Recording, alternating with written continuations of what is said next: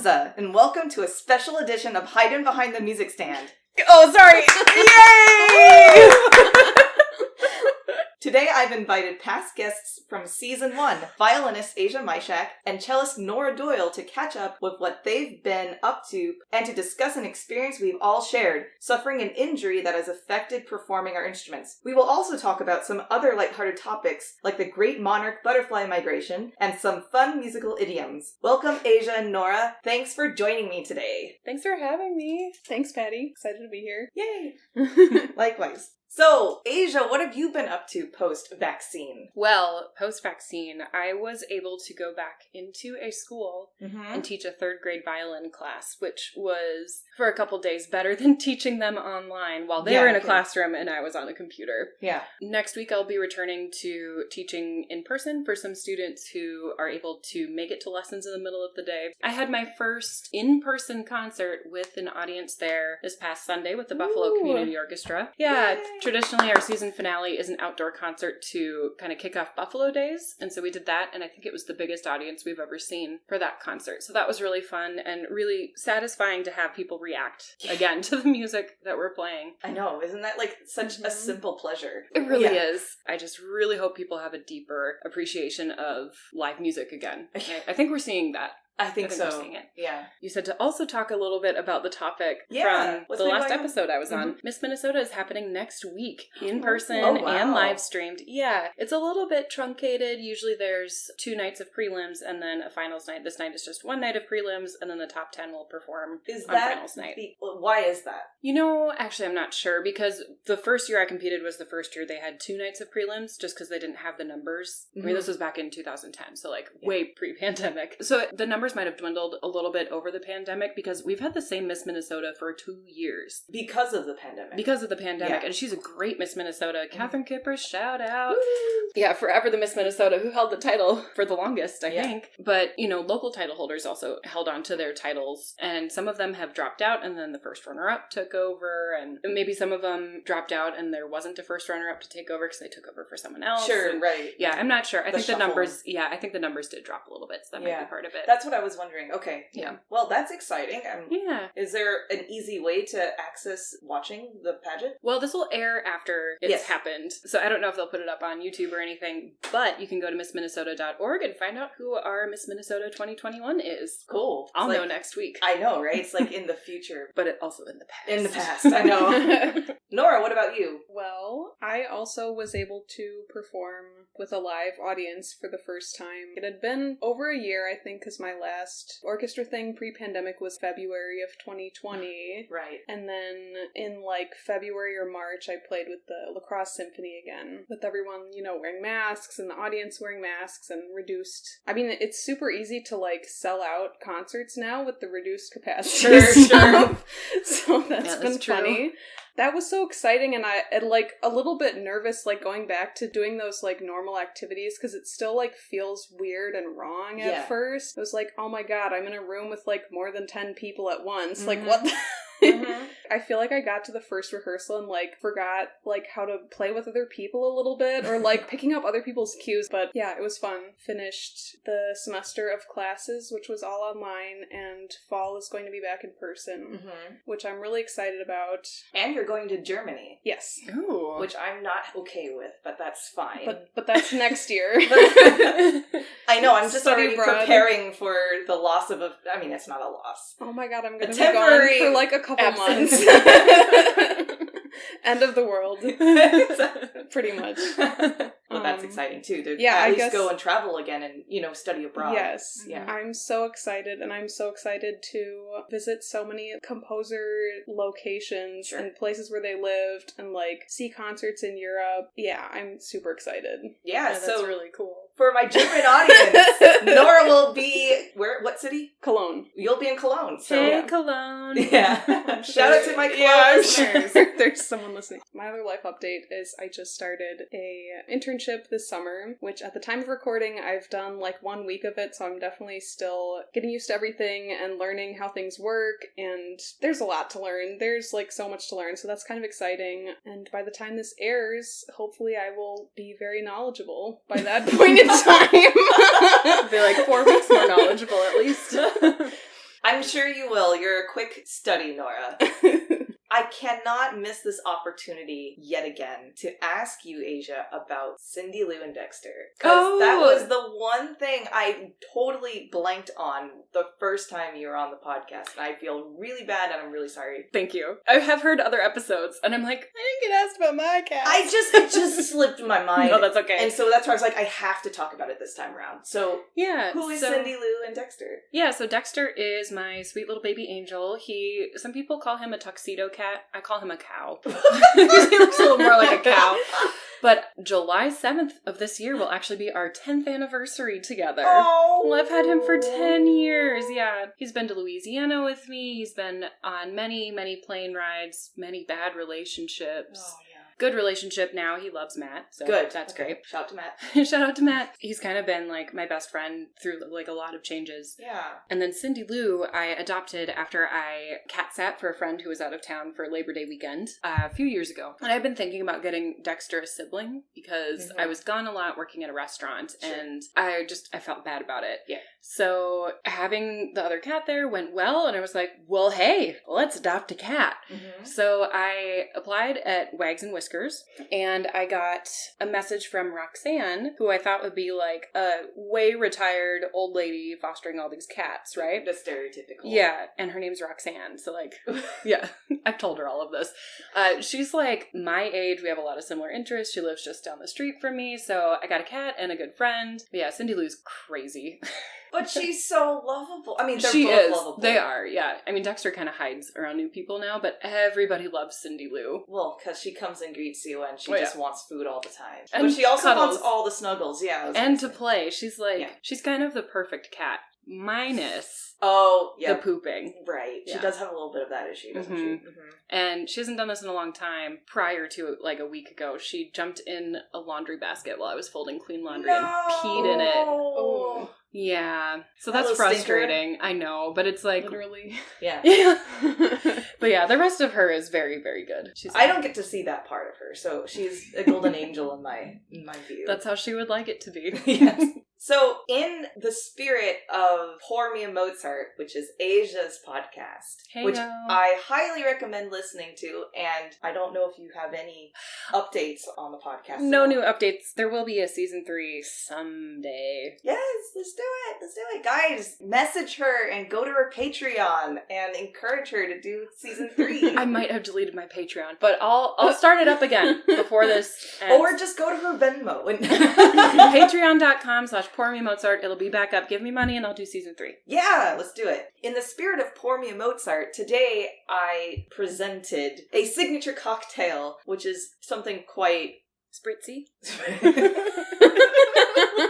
Indeed, it is quite spritzy. And it's the Aperol Spritz. Just the nectar of summer. You didn't like that one? I loved it.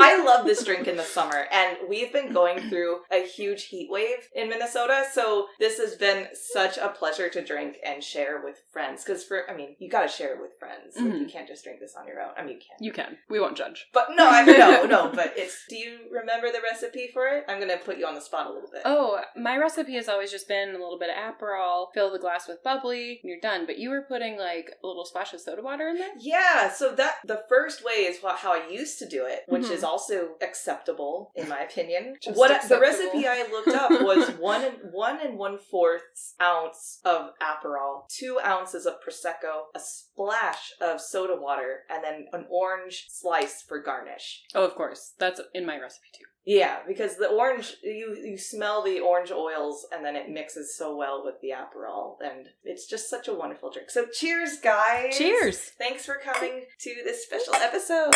Yes. And we actually can clink for reals.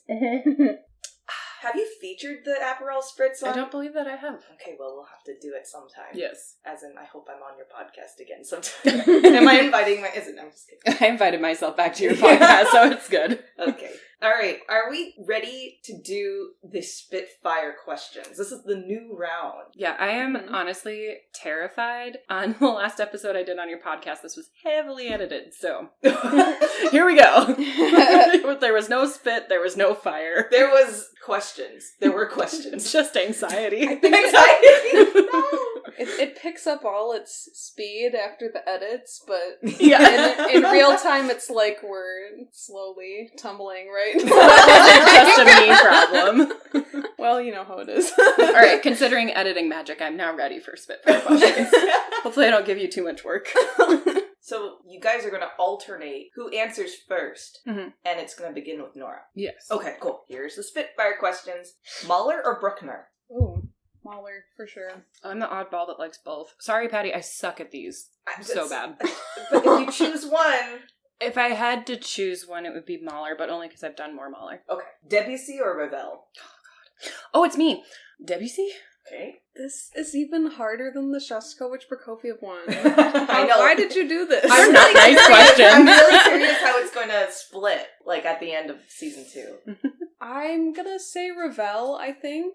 I'm thinking of Daphnis and Chloe. Or And comparing the quartets, it's like so close. I If know. I'm comparing like the violin sonata versus The cello sonata? versus the cello sonata, I feel like I like the violin sonata a bit better. and you're this Ravel violin sonata, is over. Well, I guess. Debussy cello Debussy? Yeah, I sonata. guess we don't have like a we don't have a Ravel Or if you think about the violin cello Ravel duo. duo. Yeah, I see. That's a pretty cool piece. Like, I'm gonna slightly tip to Ravel, but they're both quite good. Okay. Okay. Cats or dogs? Cats or dogs? You know I used to have a pet rabbit, right? What? Yeah. Okay. Can that be my answer for this like, question? pause the Spitfire questions. Talk about Rabbit. Oh, his name was Buster. We adopted him. Buster the rabbit. That's so cute. He was very cute. Yeah, his name was Buster. We adopted him. I think I was in 4th or 5th grade. And I feel like I had actually gotten the idea from, like, going to the state fair and being jealous of the 4-H kids, or, like, they have the animal competitions, and I was like, oh, like, these rabbits are so cute, or, like, I was like, oh, I kind of want a bird, and my parents were like, these are really weird pet choices. Like, are you sure? Did you have Luna at that point? No. Okay. This was pre-Luna, but they did overlap. We didn't know how that was gonna go, too, because, like, Buster, like, had his little room, and then Luna, as a puppy, would kind of, like, chase after him, and we were like, oh my god, what's gonna happen? But they kind of coexisted. Okay. How long? Luna would try to, like, sniff at Buster, and then he was kind of grumpy. He would, like, kind of, like, bat at her. Like, be like, go away. Nice. And Buster lived until the end of my high school. Oh. Which, R.I.P. since we adopted him, we didn't actually know how old he was. We really had no idea. They had just found him, and they didn't know how old he was. When they found him, like, he was just, like, out in the streets or whatever, and his teeth had gotten really messed up somehow, so they had to, like, take out his front teeth. Oh no, those are like signature for a bunny. Well, I know, except for then, he couldn't really, like, chew stuff and, like, destroy our stuff. Sushi, you got Speaking sushi. of cats wreaking, pets wreaking havoc. Sushi just turned the Roomba on and off. It just panicked for a second. Okay. Do you need more attention? She might. Sushi. Yes, we didn't have front teeth, so that was a bit unusual. I really loved Buster. I mean, he was kind of grumpy to a lot of people, but he was sweet to me, and, like, when I would practice, he would, like, sit underneath my bench, like, all the time, and just, so like, cute. sometimes he kind of, like, chewed on my music, or would, like, sit on my music, but So the bunny ate your homework kind of thing? Not quite. it was like he was gumming the edges of the Oh, page. that's he doesn't have that's true. I think my copy of, like, Haydn C Concerto has little chewed edges. Oh. Well, nice. Thanks for sharing your Buster story. That's my answer to the Spitfire question. Is no, like, no, bunny. no, Nora. No, it's not. It's not rabbit. There's no. I can't. Okay, I'm really split between being like a dog or cat person, though. I'm really not sure, and I also have allergies to both. So, like, So bunnies. exactly. Fine. What's your answer? Fine. My answer is cats. And actually, to piggyback on what you said about Buster and you're practicing, Dexter grew up with the violin, and so he gets jealous and like tries to jump on me while I'm practicing, Oh, no. which as a little tiny kitten was Fine. kind of okay. There's a scratch on my violin from baby Dexter. Oh, no! Yeah, I mean, it's fine. It doesn't affect the sound or anything, and it's kind of like, oh, that's when you were tiny. Cindy Lou hates it. Like, as soon as I start pulling my case out, she's, like, yelling at me. Oh, really? No, no, she stays. Rebels. Okay. She's yelling. Protests. Yes. Yeah. But anyway, my answer is cats. Yes. Yeah. Appetizer or dessert? Appetizer. Dessert. Sparkling or still water? Still, I guess. Yeah, I suppose if I had to pick one, still. Okay. Yeah. This is the fan favorite question of season 2. Ooh. Alternate... Was that the reaction you were expecting? Alternate universe musical instrument. I'd be a badass piano player. Oh. I don't know. I haven't thought about this in a long time. Well, you played clarinet. Mm-hmm. That was a new discovery of mine. Oh, hey, want to be in clarinet choir? It's been like 7 years since I played. I've never officially played the clarinet. I'm in clarinet choir. What? Okay, so if we're going to go on that story, I guess, like, how I would have answered this question in the past, I really wanted to play bassoon. I feel like it's kind of the woodwind equivalent of cello, and, like, the kind of, like, low register, like, warm tone instrument of the woodwinds. But repertoire-wise, I'm not really, like, dreaming of being a bassoonist anymore. Should we edit Sorry, this out of bassoonist. No, we should edit this out of the that episode. needs to stay. I mean, I haven't had any bassoonists as guests yet, so... Ooh, I know someone I should connect you with. Hook me up, yeah. All the cello sonatas and all of, like, the chamber music repertoire, like, it's just so good. I mean, we do play the best instrument, Nora. It's like, there's so much you can do with cello, like... Side-eye from Asia. It doesn't translate on a podcast, but there's major side-eye happening. I don't know, even with our cello quartet, a lot of instruments it doesn't work as well, but with cello you can really do it. I don't think you can do, like, bassoon quartet or, like, violin. Oh, You can. Asia says incorrect. There is a pop bassoon quartet called the Breaking Winds that had a really great video of a Lady Gaga song a while ago. I can't remember which one. I don't know if Breaking I love Winds. that or hate it. I know! I love it, that's hilarious. Early bird or night owl? Night owl. Definitely a night owl. Pandemic guilty pleasure? Alcohol? Is that appropriate to say? No, anything's... Specifically Kahlua. Kahlua. In my coffee. Ah, alright, that makes I sense. shouldn't have admitted that, but here we are. Well, you can... Let me drink about it. Okay. Listening to music that I really liked in middle school, some of which is very questionable. Like what? Well, I was listening to, like, Panic at the Disco a lot last Yes! year, which I don't think is questionable at all, but, like, some of the other stuff that was just, like, for pure nostalgia. I, like, recreated a playlist of a bunch of stuff that I had on my little, like, third-generation iPod. Right, back in the day. That was fun when I was processing COVID. Hey, I mean, whatever gets you through the pandemic. Yours is maybe healthier than mine. So, now we're going to do a repeat of one of the season 1 Spitfires, because Asia said that she had maybe another answer for it. Favorite professor shout-out? Okay, so she was never a professor of mine, but she is now a professor, so I can say Stephanie Arado, violin professor at the U of M. I actually took lessons with her, like, way post-grad school, and she totally changed the way I play. The U is lucky to have her. By the way, we called the University of Minnesota just the U here. I know, that was a learning curve for me. I was like, what's the U? Yeah. But everyone knows it's, the Twin Cities campus, too. Twin Cities What campus, did you think it was? I don't know. What is the U? Like, who calls a university the U? I didn't know if you had just, It's like, Minnesotans, yeah. imagine, like, something completely different, or, like... It was a learning curve, yeah. But yeah, she's amazing. So much energy. Fantastic player. Shout out! This is the final new Spitfire for these past guests. Old-timers over here. I mean, it's nap time now.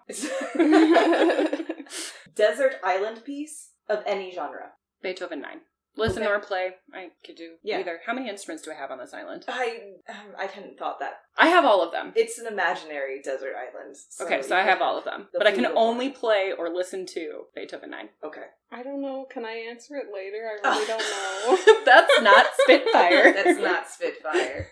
Says You've me. already broken so many Spitfire rules, Nora. I don't know if Asia I can did allow too. this one. I did too, yes. You've broken more. my Desert Island piece, Brahms' Second Symphony. I guess that makes sense because Because I've played it like 3 times already and I'm not sick of it. Mm-hmm. So... Rams. Yeah. Good choice. Alright, guys, you now made it through another round of Spitfire. Woohoo! We survived. Again. Mm-hmm. But only just barely. Okay, Aja. Yes, Patty. So one of the interesting things that I discovered about you in our friendship together is that you are really into monarch butterflies. Hmm. Or I like to call them flutterflies because That's fine. they're I think I flutterflies. say caterpillar weird. Caterpillar? Yeah, caterpillar. Caterpillar. I guess I don't say the R. And You say I'm the weird R. and I say the R. So. Caterpillar. Caterpillar. No. Or I call You them say it. little pillars. I don't... Caterpillar? Oh, yeah. You say No. it a little Did I bit too. say the R too? Yep. Hmm. I don't know. I mean, hey, Kelsey brain popped my head when I said Beethoven. Beethoven. And I'm Beethoven. like, God, I'm a musician. And I'm like... No, I think I say it that way too. I thought that part was really funny. If you're saying something fast, are you really going to take the time to be like, Beethoven? Okay, thank Right? you for being on my side, Nora. But let's digress back to Anyway. flutterflies and caterpillars. Pillars. How did you get into the giant monarch butterfly migration? And, like, what's the story behind that? Because it's happening right now. Mm-hmm. Well, they've actually already migrated back to North America. But Oh, I see. a neighbor across the hall from me, we were like walking, and she mentioned she was taking care of some caterpillars. And I was like, oh my gosh, I loved doing this in like 3rd grade science. Mm-hmm. And she just got me really into it. She showed me all the milkweed spots. And that was 2018. So this is my 4th summer? How does time work? That was the summer 2017? 18. 1920. This is going to be the 3rd summer. Okay, cool. So that summer, I think it was near the tail end of their season. Their season is usually like end of May through Labor Day. So it's like Memorial Day to Labor Day thing. Yeah. And the next summer, I went bonkers with them. So I made this chart because I was going to keep track because I'm also very type A. And... Type A Slytherin, yes. So I kept track of how many eggs I got, and then when they hatched, and then when they crystallized, and then when the butterflies eclosed. It's called eclosing, not emerging from a chrysalis. Oh. This was actually right before my injury happened, and it became very difficult to take care of them one-handed. I mean, I still did it, but I definitely could have been more. Okay, wait, can I stop you for a second? Mm-hmm. What do you mean by taking care of?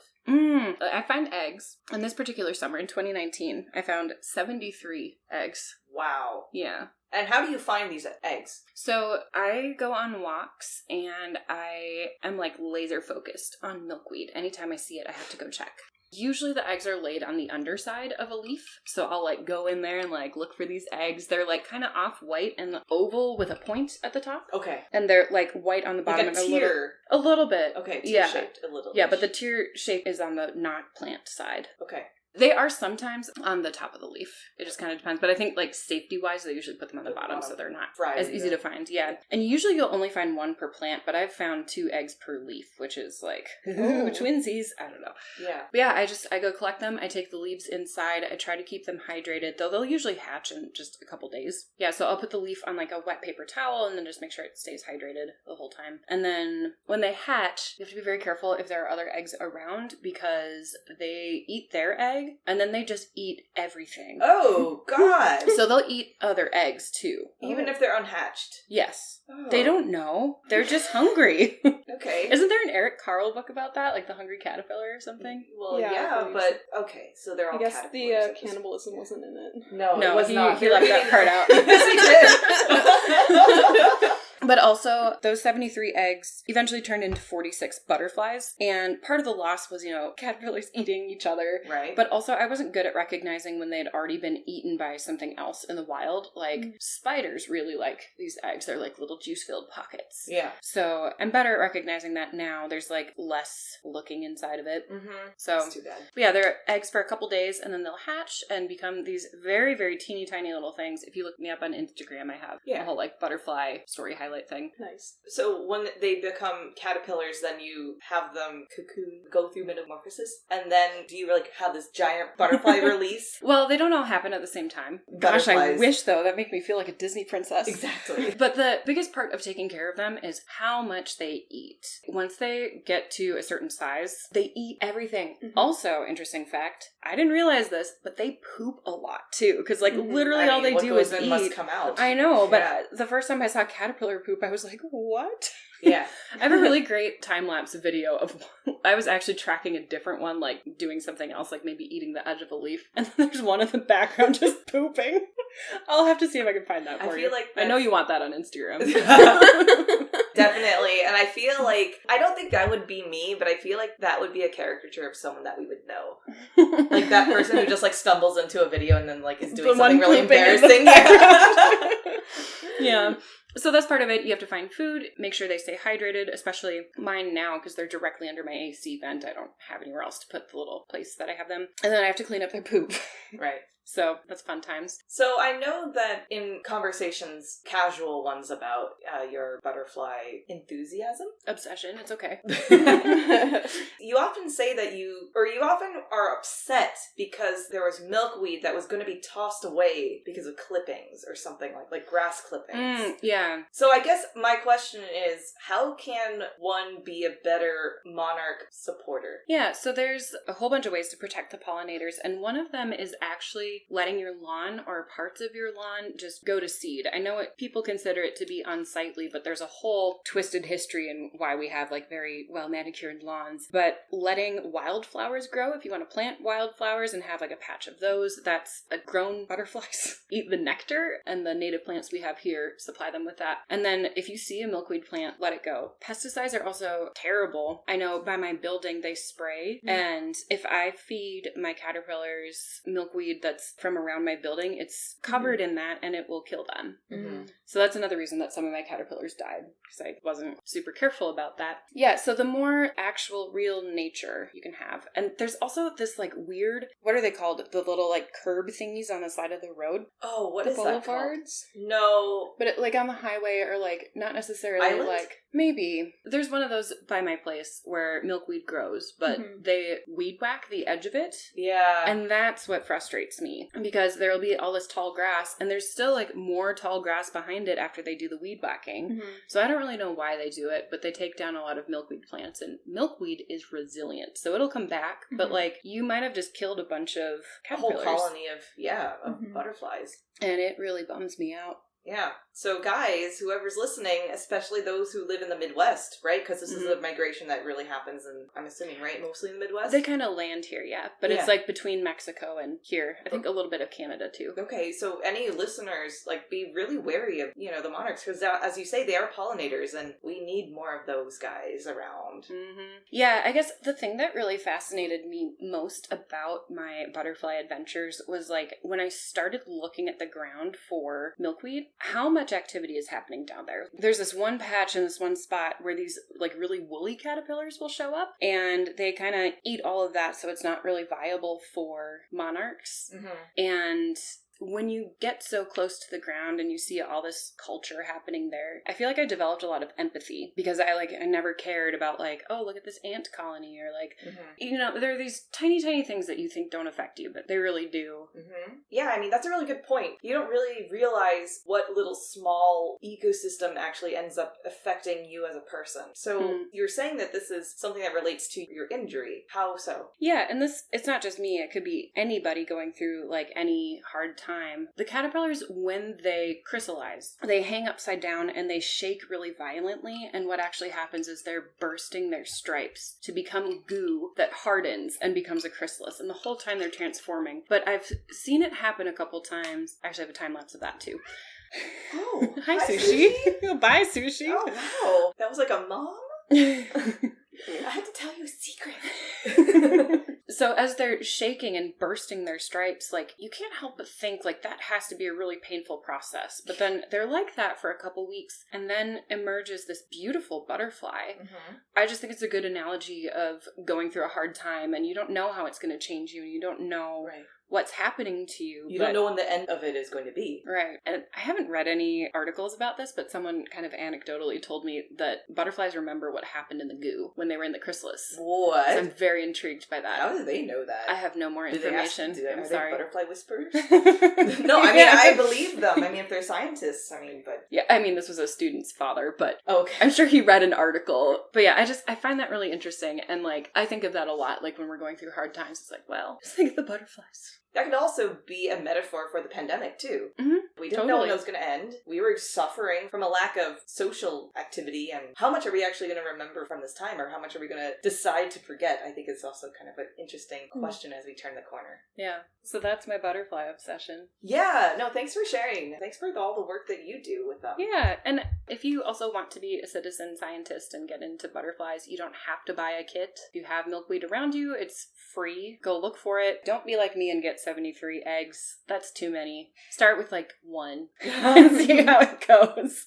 Then maybe expand from there. I haven't gone that crazy since 2019 because I was like, well, that was too much. Yeah, sure. But I highly recommend it Yeah. for anyone who's looking for summer activity. Yeah. Do you see them come back the following year? No. From when you release them? So actually, they only live, I think, only 3 weeks as butterflies. And there are 3 generations during the summer in Minnesota. Oh, I didn't know But then that. the generation that goes to Mexico lives for like months. Wow. Yeah, and it's all in their genetics. It's not a climate thing. Totally. They're fascinating little creatures. Mm-hmm. Cool. Shall we do a little segment that I've been wanting to do since I started the podcast? Never really found a right moment to do so until now. Yes, let's do it. Okay, this is the musical idioms corner of Haydn Behind the Music Stand.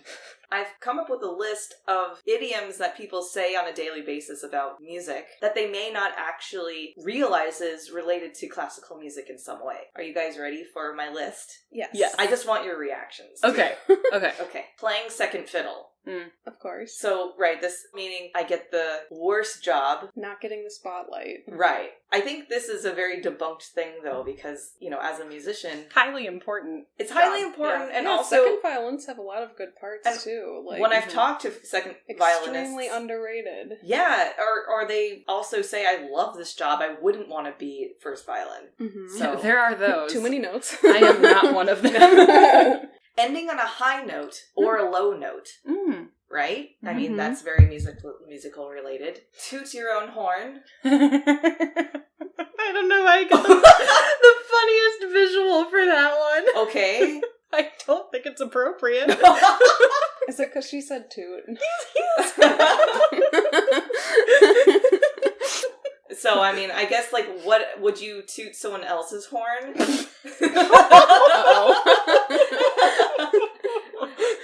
Let's move on to the next one. Okay. Fit as a fiddle. What is that even supposed to really mean, though? Is that you're so virtuosic?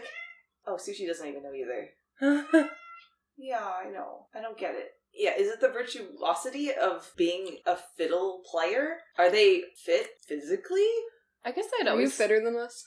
No. I guess I'd always thought of it as, like, taking your violin into the luthier and, like, the violin's good. Oh, I don't know. I don't know. Maybe I was too literal about that one. I don't know. Like, doctor's checkup, fit as a fiddle. Violin doctor checkup, fit as a fiddle. I don't know. That was awful. Edit that out. I don't know. Play by ear. Meaning, like, improvise, right? Meaning, like, you're just gonna go off the cuff and we're gonna listen and play it by ear. Yeah. I think this one actually connects better than some of the other ones, like Fit as a Fiddle, because when you're literally playing something by ear, you're just, like, hearing how it sounds and trying to guess what the notes are and just kind of, like, figuring it out. So, like, it kind of... Yeah. Face the music. You have to confront what you've been not wanting to confront. Oh, sounds like practicing. Is that what it is? Change your tune. I mean, I think that makes sense. Mm-hmm. Yeah. Chime in, like an actual... Yeah, Can you made a imagine every good time- list. There's actually chimes. That's a percussion instrument. So imagine I'm just the chimes. fine tuning. So, like, we have fine tuners on our instruments, right? We're getting our intonation just so. Mm-hmm. Pulling out all the stops. That's an organ reference. I know! Yeah. I love it. I don't think people realize that that's an organ reference. I love it too because the music I hear in my head when people use that, because it's like you're just letting it all hang out. What I hear is Saint-Saëns Symphony 3. Mm-hmm. Or it's like, yeah, that's what I hear. Can you tell I'm a singer? Yes. No, I think it's the moment where if you're pulling out all the stops, I'm assuming, I'm not an organist, but you're getting like the biggest sound. Big old sound. Yeah. That's what I assume too. I don't know for sure. Yeah. To strike a chord, I think when I think of striking a chord, I'm thinking of like a giant pizzicato, but I think what they really mean is when like you hit a chord at the same time. Ooh. And then that's kind of like striking the chord together. Like when you strike a chord with someone. Yeah. Yeah, that makes sense. Rings a bell. Blow the whistle. There's so many percussion things. I know, right? Yeah. Music to my ears. I mean, that's standard. I mean, that's just us. A swan song, although, I mean, it's a swan in there, but there is the swan that we, as cellists, play. Don't swans actually make a really gross sound, though? Like, in real life? I think I've heard that. They're like, like, I'm dying! Help me! March to the beat of your own drum. Can you imagine, though, someone who is marching to the beat of their own drum in an ensemble? Oh, I have seen those, like, real-life people doing that. Okay, so not the greatest ensemble players. No. But sometimes they intentionally write it that way, like, you be in this tempo, you be in that tempo. Sure, so like aleatoric. Okay, fine. Yeah, I suppose. Tickle the Ivory. Oh. The piano one. It's my alternate universe instrument. Yes, indeed, it is. But tickling is like, are you doing trills all the whole time? Isn't that just an idiom for playing the piano? Or does it have a different application too? Oh, I don't know. I thought maybe it did. It's not over until the fat lady sings. I think there's a little bit of a problem with this idiom. There's a huge, pun not intended, problem with that idiom. Yeah. I was friends with mostly singers when I was in undergrad, and I know one of them was preparing for auditions for grad school, and she was on this like big diet because she wanted to be like, I want everyone to think, how does such a big sound come out of such a small person? I mean, she's already a very small person. Yeah. But yeah, I think that's like not a thing really anymore. No. I don't know why people say it still. Because they're rude and they hate opera. Okay. Jump on the bandwagon. Where does that come from? I don't know. Who jumped on what bandwagon? Where was a band ever on a wagon? Mayhaps. Must have been the Pied Piper. Anyway. This resonates with me. Like whenever you use the word resonating, that's a musical. We've stolen that word. Jazz things up. Oh, yeah. On that note, which is what I say all the time on the podcast. It's on that note. Like, beep. Is that purposeful? No. It's just a pattyism? Yeah. Play him or her like a fiddle. Ew, I hate that one. Right? I like really hate that one. Fiddlesticks. So bows. Oh. I always imagined like fish sticks. Oh no! Yeah, me too. Never thought of it as being the stick I play my instrument with. Okay, I have two final ones. Hit all the right notes, which again makes sense. Like you're playing correctly. And then bells and whistles. More percussion. More percussion. So that's the current collection. If any listener has any other idioms that they know and think I missed out on, you can reach out to the podcast by reaching us either on our social media platforms, which is at Haydn Music Stand, or emailing us at haydnmusicstand@gmail.com. All right, guys, are you ready to take a break? I think so. All right, we'll be right back.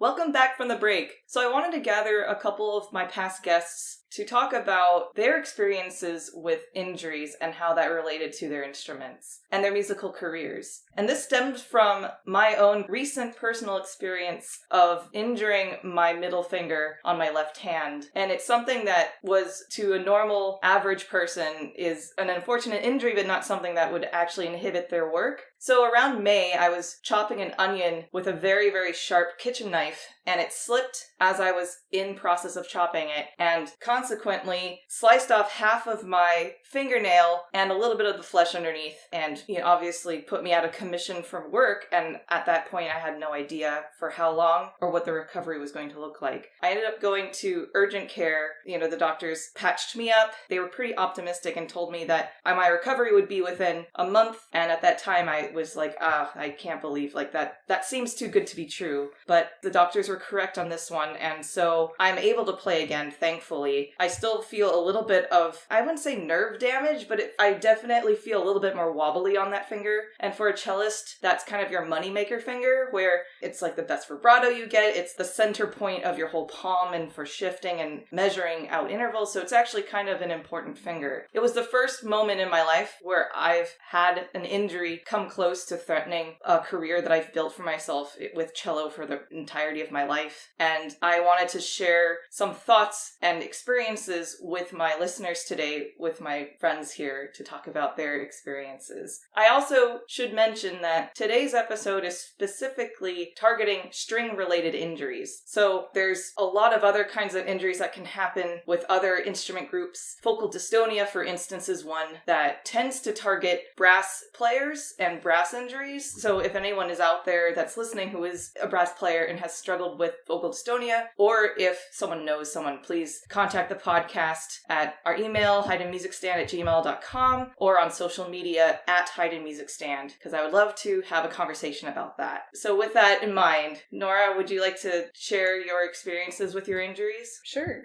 Like you had just said, we're all string players, so all of the injuries we're talking about today are really affecting string players, I guess, although other musicians use their fingers all the time too. But my first playing injury was like a repetitive motion type of injury, and it was tendonitis in my forearms. So my wrists, like the underside.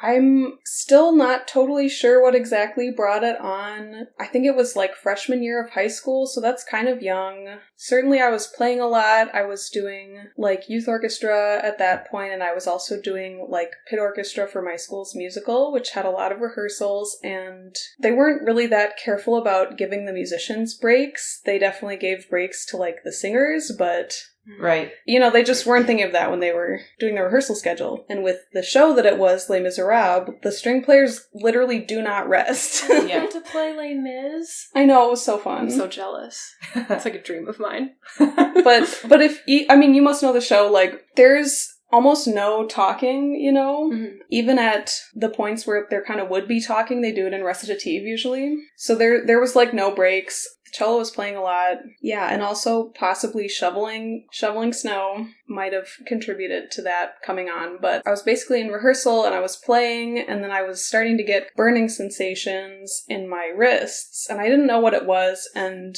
I wasn't concerned about it, so I kind of like kept playing even though I was starting to feel pain, which was a mistake. At what age was this again? I know you said high school, but... Freshman year, so I was probably like 14 or 15. Sure. And especially at that point in your life, you sort of feel invincible in some ways. Oh, totally. Yeah. Or if something is slightly painful, you feel like you can push through it. Yeah, so I was getting a burning sensation. At the doctor's, we figured out that it was tendonitis, and I had to take a break from playing, but all things considered, it wasn't that long of a break, a few weeks, I think, and I had to ice my wrists and wrap them to reduce the swelling and stuff, and I got through it. Then I was kind of dealing with flare-ups of that. Mm-hmm. So it's like if I had a few days where I was suddenly playing for like a lot longer than I normally did, like extra rehearsals or whatever, or if I had to like practice a lot and cram for something, I might get a flare-up. And then the burning sensation would come back, and I would have to maybe like take a day off from playing, or maybe 2, which doesn't sound that bad, but when you have a really like heavy schedule and you have rehearsals that other people are depending on you being present and being prepared for and like playing at, it can be kind of difficult. And I found it difficult a lot of times to speak up for myself and really be firm in saying like, I'm not feeling well today and I can't play. Like, because you don't want to look like you're just being lazy, or you don't want to look like, you're just don't feel like working, so you're just gonna say that you're injured. Right. But I was really having a tendonitis flare-up, and I really did have to rest. Right. I think that continued through maybe like my first year at music school at Colburn. I was still getting them occasionally, and then I feel like I kind of figured out how to avoid them. It took time, but I learned like what would trigger it and like various things, not just playing wise, but like even like in yoga, like how I needed to adapt different poses so that I wasn't putting a bunch of weight on my wrists. Hyperextending that. Exactly, yeah. You know, in down dog or whatever, like when you're just putting your weight onto your hand, it stretches your wrists a bit, and that would be really aggressively aggravating for me. So I felt like I kind of got under control, and then a few years after that, I got another injury, which was different, and that one was a back injury. I think the official name of it was scapular dyskinesis, which... What? I don't know. I was just wondering if you were going to try to repeat that. Scapular dyskinesis. Yeah. Yes. Good job. Thank you. Yeah, good job. That one was also due to overuse. It kind of came on when I was in like a summer program with a extremely heavy schedule, and like I was playing for just like the entire day, you know, like double orchestra rehearsals and doing lessons, doing a piano trio, like, you know, master classes, just like way too much stuff. And then individual practice time for all that stuff. Yep. That's the thing that some festivals and some schools don't take into account, how much we actually have to prepare for all the events to happen the next. And especially in a music festival situation, that can really heighten the likelihood of developing an injury or flaring up another one. Yeah, so, and the way that one came on, I feel like it's kind of similar. I was in rehearsal and I started noticing that my right arm was just feeling tired, and it was, you know, different than just like a normal feeling tired by the end of a rehearsal, you know, because you do feel a bit tired anyway, but my arm was feeling really tired. I felt like I couldn't keep holding it up, and I was dropping my elbow as I was playing sometimes just to like rest my arm. So that's weird, but of course I didn't think anything of it. And then I started to get a burning sensation in my back. And this all, like, really happened in the course of, like, one day, maybe, like, one afternoon. So I felt like it was really sudden. And, yeah, so during that rehearsal, I started getting this burning sensation. I had to stop playing. So, of course, everyone's, like, staring at you, like, what happened? Like, why aren't you playing? And, thinking, like, oh, crap, this is what tendonitis felt like. I'm sure I was thinking, oh, crap, at that point. I didn't know, like, what it was. I don't know. I was just thinking about how awkward it is to sit in rehearsal when you're not playing. And, like, I was sitting in the front, like, second chair or something, so, like, literally everyone could see, and it was just, like... Did anyone call you out in that situation, or people were just staring, looking at you? It's one of those things where, like, it feels more uncomfortable, but no one was, like, actively being rude about it or anything. I think, actually, like, one of my friends in the orchestra was kind of, like, looking across and mouthing, like, are you okay? And I was like... you know? Like, what? like, I don't know. I don't know. Like... So, yeah, it wasn't like a bad environment or anything. It's just like one of those moments where you feel like everyone's eyes are on you, kind of, so. Right. So that was in 2017, and that was really close to the end of the festival, and I think I did play some stuff through the rest of the festival, because there was like maybe one more orchestra concert or like another piano trio concert or whatever, and I was just kind of like, you know what, I'll just like do these last couple of things, and after the festival, I'll take a couple days off, and it'll heal itself, and then it'll be fine, like, because that was kind of how I bounced back from tendonitis flare-ups, but after the festival, when I stopped playing and 2 days had passed and then 5 days had passed and it was just feeling the same, then I was getting freaked out because it wasn't healing itself and I was getting a lot of like burning sensations in my back. So it was my right shoulder blade basically in between the shoulder blade and the spine. So really kind of like upper back in the center of my back basically. And it would just come on randomly. Like I wouldn't be doing anything. I wouldn't be playing. I would just be in pain. I would also get pins and needles, which is alarming because it kind of signals there might be nerve damage or a nerve might be getting pinched or something. So I was like kind of freaking out. I went back to school in LA because I still had 1 year left. And then I went to a couple of doctors there who didn't really know what it was and weren't super good at listening. It felt like a very long time. I was just sitting around wondering what was going on with my body and not knowing. Because I didn't know the name of the injury, and I certainly didn't know how to make it better or when it was going to get better, and it was just persisting, and I just had to, like, keep not playing. Right. What did the doctors in LA tell you? So I think first I had to see a generalist who didn't do anything but just referred me to a specialist. And then I saw more of a specialist. Okay. I think they did an MRI on my back, which didn't show anything because it's more of a muscle issue. Yeah, this doctor was kind of like saying that it was muscle soreness or something that I just was like, what? Like, this isn't muscle soreness. I've been in pain for like several months and like I can't play cello. Like, Right. What do you mean?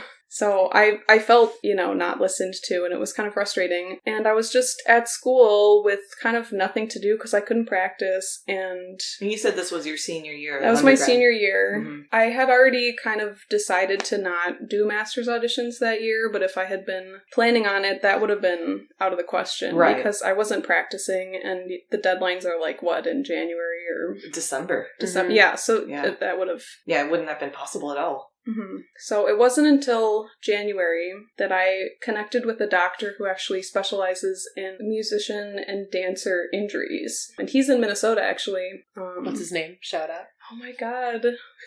Sorry to put you on the spot. I think it's Jonathan Reynolds. I'm trying to remember what kind of doctor he is. It's like orthology or something. I'm just thinking of ornithology, and I know that's not right. Right, that's birds.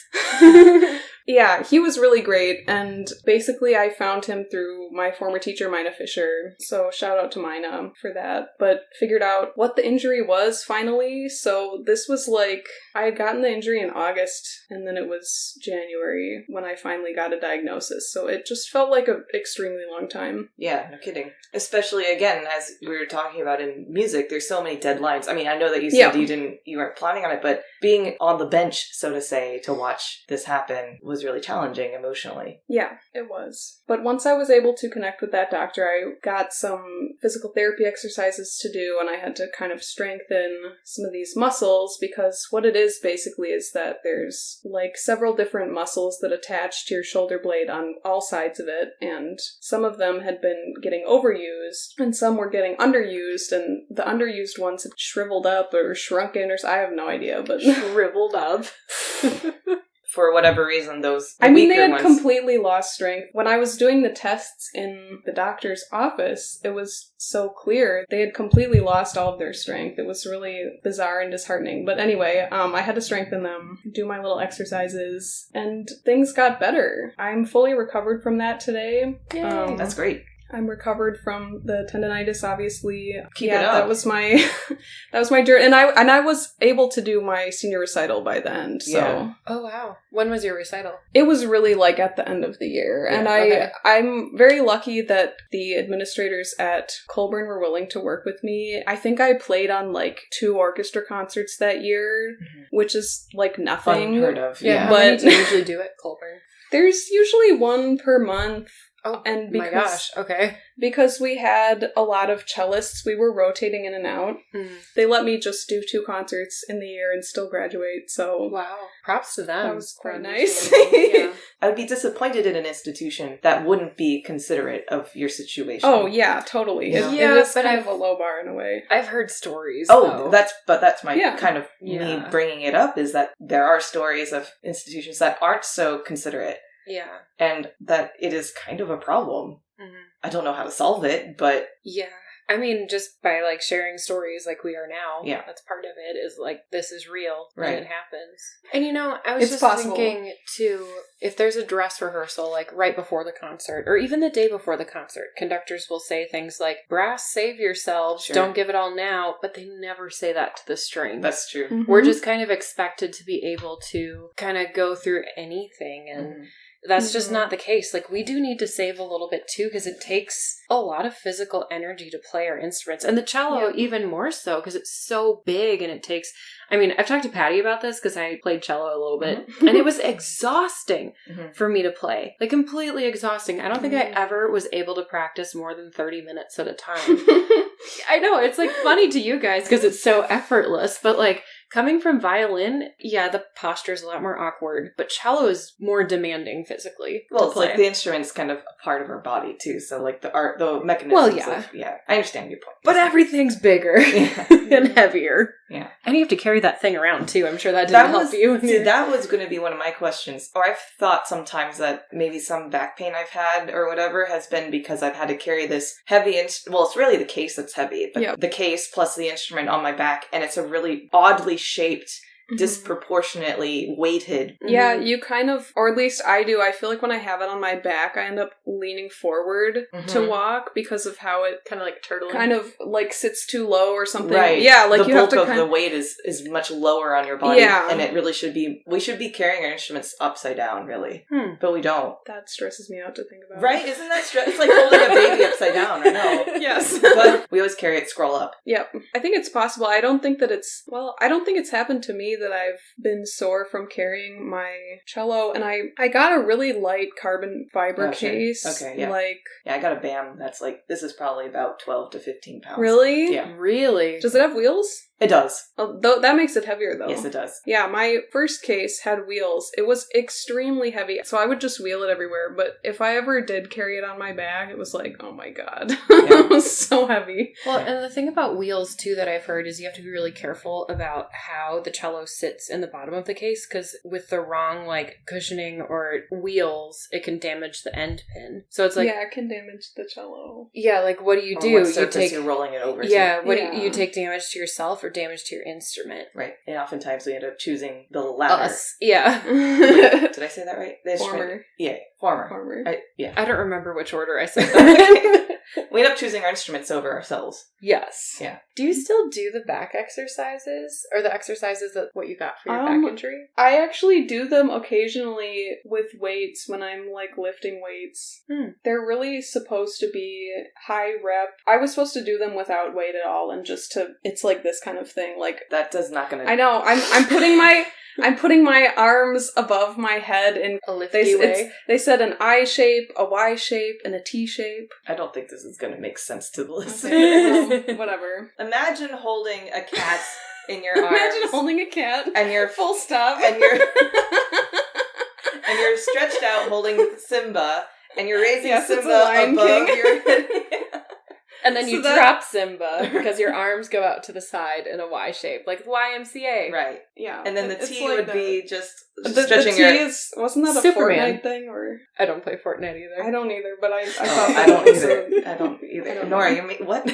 But a T shape, just stretching your arms out to the sides. Yeah. So imagine that, but me, like, laying on my stomach. Because these are, like, very small muscles in your back. It's actually kind of hard to do 3 sets of 10 of each. But I do occasionally do, like, similar things, but with weights and, like, much less reps. But interesting. Do you have any PTSD from that experience at all? Or, like, what was that like when you were recovering and then continuing to play? Like, immediately? Yeah, I felt like, I mean, PTSD is an actual medical thing, that it wasn't that, but I felt like I healed physically much faster than I healed mentally, if that makes sense. Yes. And I felt for a while that I couldn't trust my body, and I felt like my body was going to let me down at any moment, because that injury really felt like it came out of nowhere and just put me out of commission for like 6 months. So it was hard, and I didn't want to practice. I mean, I was really kind of burned out at that point anyway, but I didn't want to practice. Like, even once I was kind of physically well enough to do it, I just had a lot of emotions, and it took some time. I have more follow-up questions to ask, but I want to save that for when we hear Aja's injury story. So Aja, could you share your injury story? I know you did a little bit on your episode, which is the 2nd episode of season 2. Queen of the World 1. Is the title of it. Queen of season 1. Okay. But can you elaborate more on the experience and the gory details? The gory details. I was thinking I should maybe find the pictures and send them to you for Instagram, too. Well, yeah, I mean, please. They're actually not that bad. Okay. So what happened was, let me backtrack to way before I knew Patty, and I was bartending and serving at a restaurant, and we had to change, I want to say it was like 120, maybe 150 water glasses on each of the tables out to wine glasses between the lunch service and dinner dinner service. Like lunch, you sit down, water glasses. Dinner, you sit down, you want wine. Mm-hmm. We have wine glasses right here for you. Mm-hmm. So they would come hot out of the dish pit. There's like big racks of 24 glasses, and we would just like take them out, polish them, make sure all the water stains were off so they look perfect. Yeah, so we reset the dining room every day, and I worked a ton. Like I was constantly in overtime. I loved being there. There's one day I even did it by myself because there were only 2 servers on, and it was just kind of a joke after I polished like 5 racks of wine glasses. So anyway, I have a lot of experience with wine glasses that are hot and polishing them. Anyhow, in like July of 2019, I was doing this at home. I hadn't worked in the restaurant for a couple years at this point. Yeah, but you had a slew of experience. Yes, I had much experience. I was actually preparing a promo pic for my podcast, Pour Me a Mozart. And I wanted this champagne flute to look just perfect in the picture. And I had washed it and there was still a water stain. So I was like, all right, let's get this towel in here. I was holding it by the stem and polish. And then the stem shattered in my hand. Like I felt a stab halfway up my first finger on my left hand, the pointer finger on my left hand. And I felt it go numb. And that was my same reaction when I sliced my nail tip off too. It was like this amazing feeling of just instant shock, but numbness. That was like, sorry to interrupt, but just how it was like weirdly fascinating, but I also knew I was in deep trouble. Yeah, it is kind of fascinating how like, just like your body just adjusts. Yeah, and I remember I have cement floors in my apartment, and I just dropped to my knees and started crying. Yeah. And remember, I didn't feel anything because it went numb. So I was crying for my career because I was like, it's over. Yeah. Like that was my very first thought. I mean, yeah. And then I heard I realized there was shattered glass all around me. I was like, oh crap, I have cats and there's glass. Do I have glass in my knees? Get the cats away from here. And I was like, oh yeah, I'm hurt. Right. What do I do with a cut? And it was just like all these things that like in the bar, it's like, oh yeah, pressure, elevate, and then ice, and then bandage it up, put a finger condom on it, and you're good to bartend a little bit more. Really called finger condoms? Okay. That's just what we called them. Okay. So, but they're the little like rubber things that you put over your fingers so that you can like have a Band-Aid on there, but you can still wash your hands and it won't get the Band-Aid wet and like infect food or drinks or whatever. Right. Probably every cook at every restaurant you ever go to is wearing at least one at any given night. Yeah. Yeah, because they gotta work so quickly that... Yeah. Oh yeah, once I like got my head screwed on straight again, I called our friend Lindsay, who always knows what to do and is Shout always... out to Lindsay! She's had a situation with her husband, a couple actually, where he's been like sick or hurt and she's like, you really need to go to the hospital. And then like later in the story, it's like, yeah, I didn't want to go, but Lindsay made me. And it turned out to be like a really, really good thing that Lindsay made him go. So I was like, Lindsay's the person to call. Right. And she was like, well, I don't know. Maybe try the nurse's hotline. Because she's a violinist too. She's not a doctor. Right. I didn't know the nurse's hotline was a thing. So Lindsay was the right person to call. Right. So I called the nurse's hotline and they were like, numbness. That's not good. So I go to the ER and like you were saying, Nora, like no one's taking me seriously. Like my cut was tiny. So they were like, oh, you can't feel anything? And I knew that was important. And I was like, yeah, I can't feel anything. And they're like, oh, okay. And I was like, look, I wouldn't be here except that I'm a violinist. And this is a really important finger. Kind of like how for cello, second finger is really important. First finger is like the one you learn how to guide all of your shifts. I actually think second finger is also most balanced on violin, but... Well, and first finger is also the guiding. I mean, similarly, these two fingers, as in the index and the middle finger, are just highly important in string playing. Yeah, you could kind of play 1, 2, 1, 2, 1, 2, 1, 2, and then you need your thumb, I suppose. But we always need our thumbs. Just like as people, we need our thumbs. I don't. Not my left thumb. No, but I mean... Like... Oh, wait, video games. Anyhow. The important things. So I'm constantly advocating for myself at the ER, and they're like, oh, you're a violinist? Is that your career or is it a hobby? And I was like, no, it's my career. Oh, do you play with Minnesota Orchestra? No. SPCO? Why does this matter? That's I not know. even your... It's like there are people who do this for a living who are not in major orchestras. Right. Yep. That was probably the most difficult thing for me because here I am like already kind of traumatized and thinking my career's just done for. So anyhow, fast forward a whole bunch. I had to go to a generalist and they sent pictures or something, I can't remember, to a hand surgeon who called me hours after my appointment and said, you need to come in like tomorrow. And I was very comforted when when I saw that I was going to Dr. Schubert's office. The offers of Dr. Schubert. But anyway, Schubert is my favorite composer. My surgeon was Dr. Schubert. I was like, it was the first time, and this process took maybe a couple weeks. Wow. So it was the first time that I felt like really comforted in that moment. Yeah. And also the fact that I was called so quickly really made me feel like someone was finally taking me seriously. Yeah. So he works for a teaching hospital, so there were like newer doctors that saw me first, and he finally comes in the room, and the first thing he said was, "Well, I hope that was a good glass of champagne." Right. Which, I mean, could have been poorly timed, but it wasn't. It was great. Right. But there wasn't any champagne in that glass, Dr. Schubert. No, unfortunately not. Just earlier glasses in the day. Right. So I ended up having surgery, and so one of the tests they did was they took this metal slidey thing. It was kind of like a ruler that had like two very small metal points, and they were putting these 2 points on the part of my finger that I couldn't feel at varying distances and seeing if I felt. Or sometimes they would only put one of the points on, and sometimes they would put two. They'd ask me, like, I wasn't looking, and I had to say if I felt one or two. Mm-hmm. And I think it was, like, almost the entire length of my finger before I said I could feel 2 points. I see. And based on that test, the doctor said, I'm pretty sure your nerve is completely severed. Here's what we're going to do. We're going to go in, we're going to do a surgery, and we're going to connect the nerves by a tube. We'll hope that they'll reconnect. They grow insanely slowly. Mm-hmm. Maybe 1/4 millimeter a week. Those are not exact numbers. I just threw something out there. But it's like real slow. Mm-hmm. He also said sometimes the nerves don't behave and they grow on top of the tube and then up to the surface of the skin. So like as quickly as I was comforted, I was like, oh no. Yeah.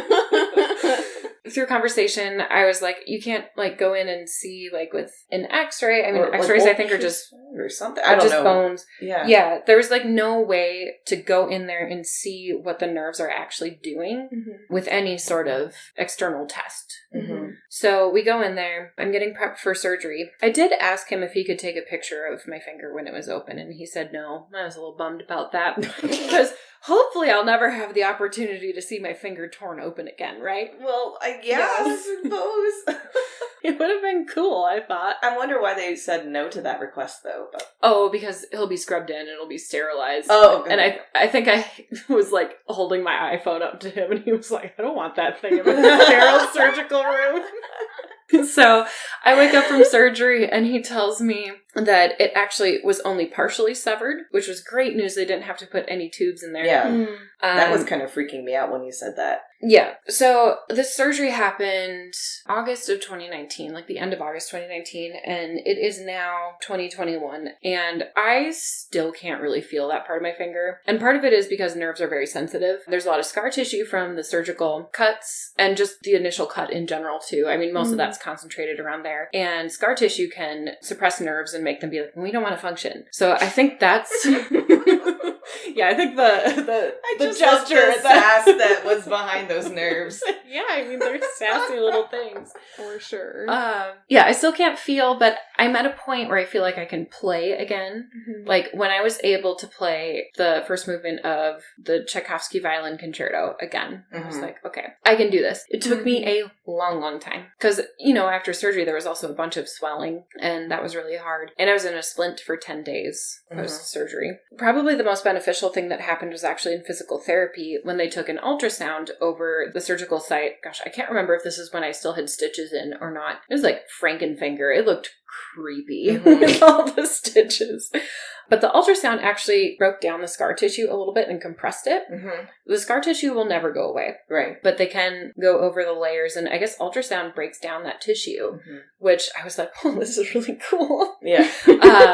And then she went over, and I could actually feel something happening in there, which was kind of cool. Okay. A little freaky, but kind of cool. Was it weird feeling? It was weird feeling. She also said it might hurt. Oh. And I was really glad it didn't hurt.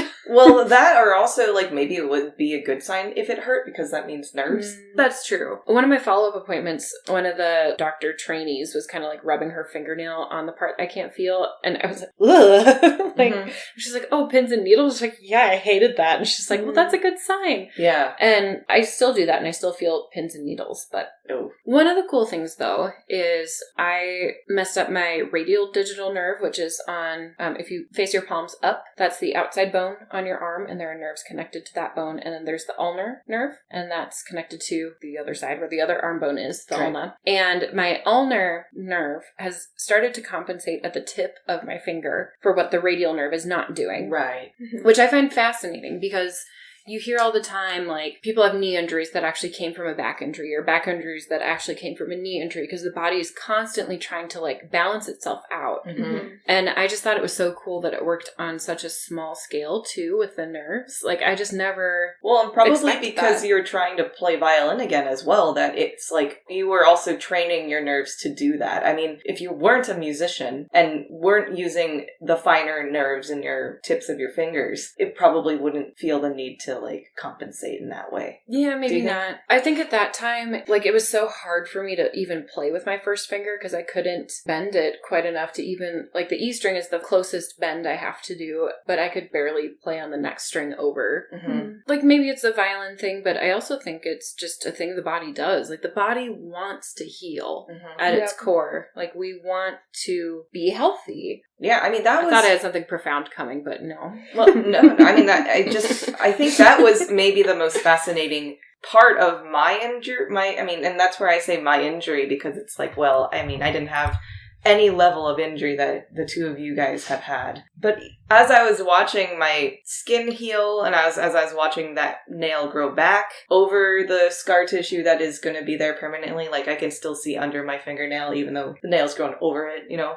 So you see on, like, this finger, right? Like, that my skin is adhering that to... little red part that... So you see there, you can see it's hollow. Oh. It looks like it's as if it's an extended nail that's white. Ugh. You know what I mean? Yeah. I mean, it's not like bad. I hopefully maybe over more time it actually will start to adhere more. But yeah, it's like, it does look like there's a little bit of a part of my nail that looks like it's... But it's because that part of the nail bed was cut off, right? When you were... Yeah, and that's where the doctors weren't sure if it was actually going to ever come back. So yeah, because I thought they said that, like, you might just have half a nail, like, forever. Right, but... Weren't they saying that earlier on or something? Yeah, they were saying, like, you might have to get plastic surgery. It's a cosmetic issue. Yeah. Whoa. And you're like, what about my vibrato? Well, that's the thing, right? So, like, the doctor was optimistic, and the specialist I did see as well, the hand specialist, was optimistic and said, you know, you could play cello within a week. And I don't think he would have... That seemed really insane to everyone. Yes, and the thing is, like, he technically was right, but I wouldn't be able to play really, like, on a professional level for... like an extended period of time that is required of... and the other little thing that I've discovered in the recovery process is how much, as a string player, you really need your fingernail. And you need that fingernail to the tip of your finger. Because for a while I was playing with, you know, when the nail was growing back, even the skin was healed over, but the nail was still progressively growing. I would try to hit a note and it would collapse on me, because that structure of that nail is like important. You would miss the it would just bend. Yeah, because when you are trained to place your fingers down, there's the exterior structure of your nail that holds it firm. But when you don't have that, it kind of rolls over. I actually thought of you the other day because I was practicing Haydn D, and, like, I was trying to play the beginning. That's a concerto, by the way. Haydn D major. You know the part where you shift to a high E and then go back down, like, in the opening phrase? It doesn't really matter, but I kept missing it, and my fingernails were, like, slightly too long, and I was like, I'm just gonna clip these so I can, like, play better in tune, and, like, instantly it was better. And I was like, I just took off, like, 0.5 millimeter of fingernail, and it made that big of a difference in my playing, and, like, not in a passage that I expected it at all, because normally I think of it in, like, playing in thumb position and, like, playing in close thumb position passages, like, having too long of fingernails can, like, get in the way. But I was not doing that at all. I was just, like, doing a big shift, and it wasn't working. And then I was like, oh, Patty, like, had a huge change in her fingernail structure that probably, like, changed so much, so I don't know. I was having a moment of empathy for you when I was practicing. embarrassing. No, I'm still adjusting for sure. So speaking of fingernails being too long or too short, for my very first recital, like solo recital in college, I was so nervous. I clipped my fingernails the day of, which until recently I had decided as a ritual I will not do, always the day before. I had clipped one of them too short, and like I was playing Lalo Sinfonia Espagnole, which is a 5-movement piece. Luckily it was at the end of my recital, but I think it was like the third movement, there was a big shift up on the E string. My finger was close to my face, and I noticed, oh, I cut that nail too short. It's bleeding now. Bleeding all over my violin for the rest of Symphony Espagnole. Horrible. It's worse that it was in a performance. You couldn't stop and like put on a band-aid. You had to finish the piece, didn't you? Yep.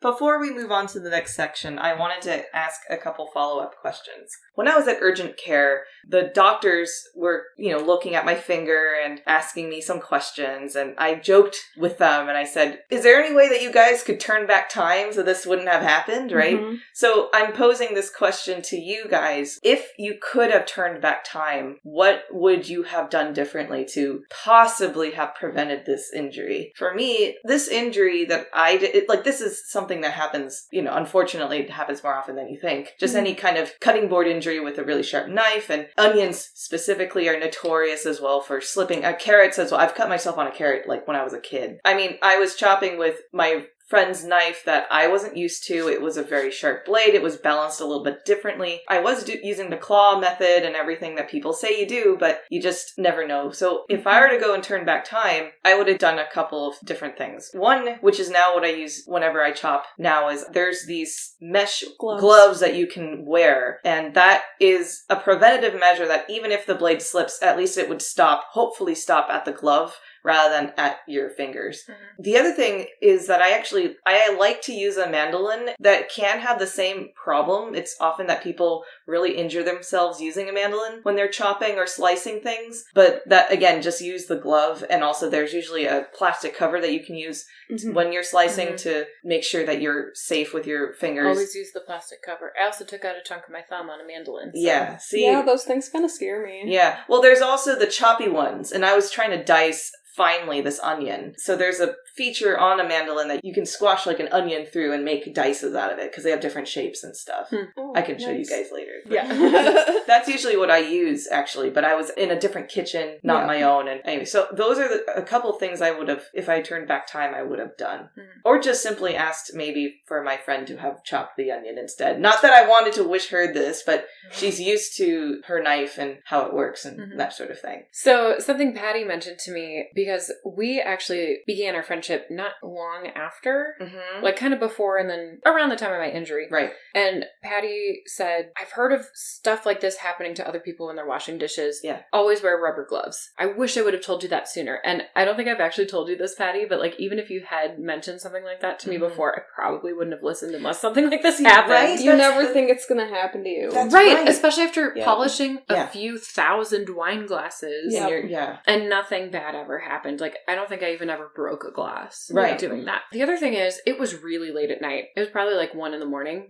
Another reason I called Lindsay, I knew she would be up. Not to call you out on being a mega night owl, Lindsay, but musicians, right? Right. It was late. I had been drinking. Honestly, probably should have just gone to bed. So now I always use rubber gloves, and I put a lot more wine glasses just in the dishwasher because I love the look of an empty sink when I go to bed. Yeah. So I do want like everything clean, but like wine glasses, they go in the dishwasher now, and that's okay. I guess if I had a ability to like turn back time, it's a bit harder, but I of course wish that I would have stopped playing right when I felt any pain or any like weird sensations instead of continuing. But yeah, my injuries were less like one dramatic event that changed everything in the way that your guys's were, but definitely still had that kind of feeling of frustration sometimes of like, oh, if only I had done things differently, or like, why did I do this? Why didn't I do that? You know, blame yourself, even though like it's literally dumb to blame yourself for like things like this happening.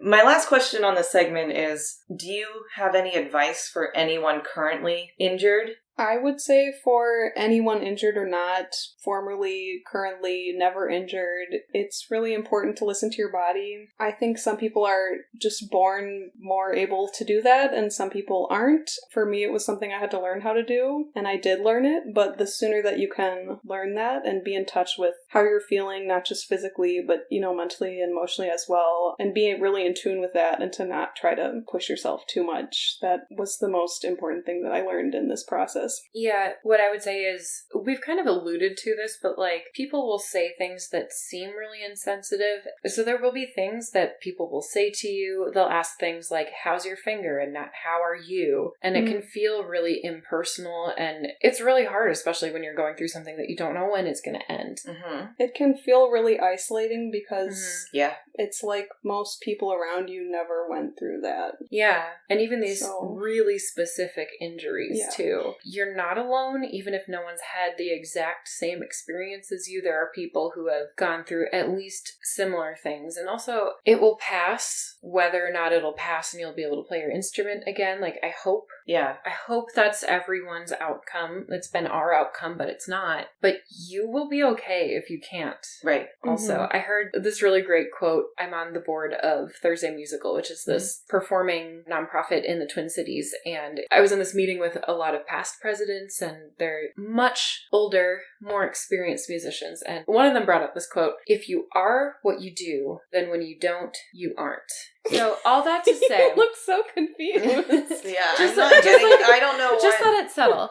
That you can't conceive of living if you're not doing this sole thing that you defined yourself as doing. And Okay. if all you identify as a musician, then that's really limiting. Right. Mm-hmm. First off, to be a great musician, you need to have something else that's more important to you than being a musician. You can't just play to play. You have to play to communicate. And if you're playing to communicate, I would be sad for whoever's listening who's experiencing some sort of playing related injury or injury that keeps them from playing and they aren't able to continue. My heart hurts for you. But if you're a communicator, there will be another way that you can be as impactful. Right. But I mean, Aja's totally right. And I think both of you guys have said some great advice. Thanks for your insights on all that. And thanks for opening up and sharing your injury stories. As you were saying, it's something that is isolating and maybe not something that anyone really likes or wants to revisit as well. Yeah. So I just thank you guys for your vulnerability and sharing with our listeners. Yeah. Thanks for having us, Patty.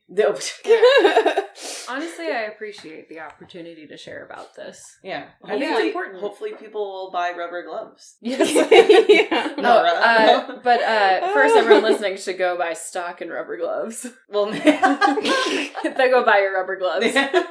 Are there any platforms or websites to remind our listeners how to find upcoming projects or anything more about you guys? You can find me and Patty at Delphia Cello Quartet's sites, delphiacelloquartet.com, and our Facebook page. And I recently joined 10th Wave Chamber Music Collective on a recording project of some commissioned pieces that were commissioned by the ensemble and that we worked with the composers in putting together, so that was pretty cool. And those videos are on YouTube. You can find me primarily on Instagram at violiningasia. I also have a website, violiningasia.com. I'm on YouTube. I have 80 more subscribers before I can change it to youtube.com/violiningasia. So go there, hit subscribe. Yeah. And then it'll be easier to explain other than XDHG7812. I don't know what it is. And then also my podcast at Pour Me a Mozart on Instagram and Facebook. And also patreon.com/pourmeamozart. Give me money, I will give you a third season. Yay!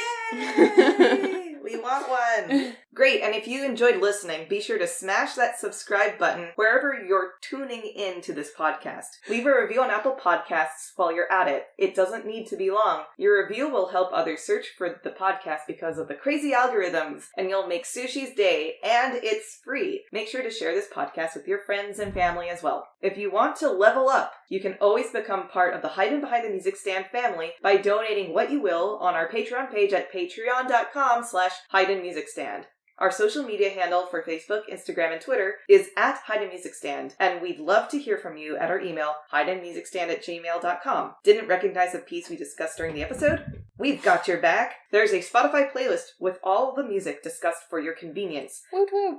The link is in the description of each episode. Nora and Aja, thank you so much again for returning to the podcast and sharing your injury stories with me and also with my listeners. Thanks for having me. Thank you. Yes, thanks, Patty. Okay, thanks, Nora. And thanks for listening.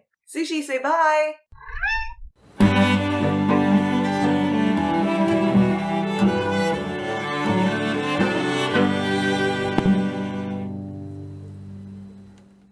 To munch some popcorn.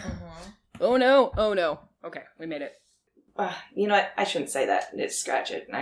Never mind. Not important. Mark that, Steven. Yeah, Steven! I don't have a Steven. You're the Steven. I know! I don't want to be Steven. I mean, I do, but I want a Steven. Yeah. Steven is the editor for My Favorite Murder. Oh, okay. That's and they always talk about Steven. Anyway. Oh, Popcorn time. isn't it good? It's really good. Is it like kettle corn? Corn? Yeah, I think so. It has some kind of like sweet flavor. Nom, nom, nom, nom, nom. It's a little nugget for Patty when she edits. You didn't hear any of that. We I talked heard about something you while about you the were popcorn gone. was kettle and that it was good or something. That was very good. Night owl. For sure. Can you say it without laughing afterwards? Probably not. Night owl. But you said it while we were laughing, so if I cut it, it's not going to work, Nora. Ask the question again. Expert person. Expert person. Okay, alright, I'll ask it again, and you're going to be ready to say it with a clean take. Early bird or night owl? I'm sorry.